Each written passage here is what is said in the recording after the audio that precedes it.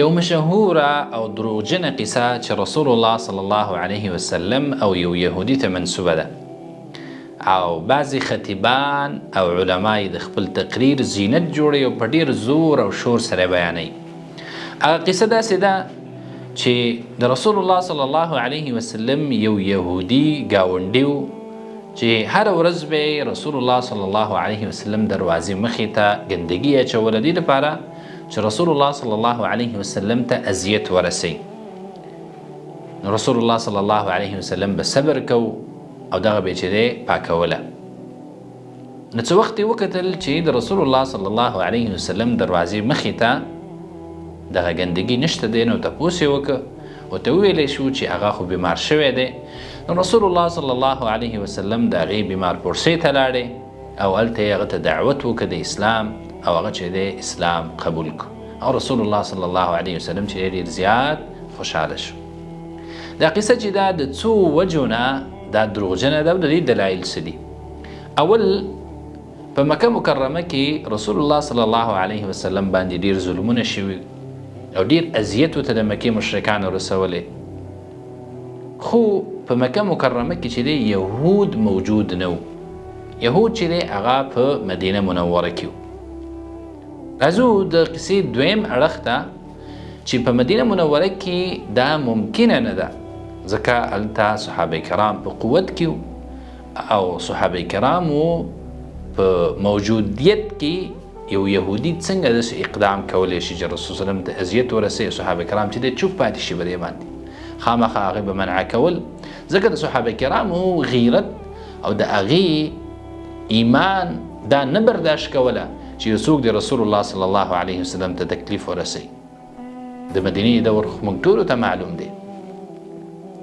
بل په صحیح مسلم او صحیح بخاري کې چې کوم روایت راغلی دی نو هغه په دې ډول باندې دی. یو یهودي چې دی هغه د رسول الله صلی الله علیه وسلم خدمت بکو، خادم یو، نو هغه بیمار ش. نو رسول الله صلی الله علیه وسلم د هغې بیمار پرسۍ ته لاړې او هلته چې دی هغه دعوت که اسلام ته. نو دغه خادم چې دی خپل پلار ته وکتل، پلار یې دغلته ناست و. نو پلار یې ورته وفرمیل چې د رسول الله صلی الله علیه وسلم خبره ومنه. نو د الله نبي ډېر زیات خوشحاله شه او وی فرمیل الحمد لله الذي انقذه من النار. دا روایت چې دی دا صحیح دی او د دې نه مخکې چې کومه قصه ما بیان کړله چې ډېره مشهوره ده د خلکو په منځ کې نو هغه دروغجنه قصه ده او د دې چې دی نشرول دا په رسول الله صلی الله علیه وسلم باندې دروغ ویل دي چې دا یو ډېره او عظیمه ګناه ده. نو کوشش دا پکار دی چې کله تاسو یو څه رسول الله صلی الله علیه وسلم ته منسوبوئ نو اول د هغې تحقیق وکئ چې اره دا صحیح دي که صحیح نه دي. ځکه که یو انسان عمدن په رسول الله صلی الله علیه وسلم باندې دروغ وتپي او هغه ته یو دروغجنه قصه او یو دروغ منسوب کي، که هغه احکام دي که هر یو شی ورته منسوب کي، د الله نه فرمایي دا د ځان له په اور کې ځای جوړ کي. دا دومره عظیمه ګناه ده. بل په دې سره هغه خلک چې د اسلام دشمنان دي هغوی ته د انتقاد ځای پیدا کیږي په داسې دروغجنو قصو باندې.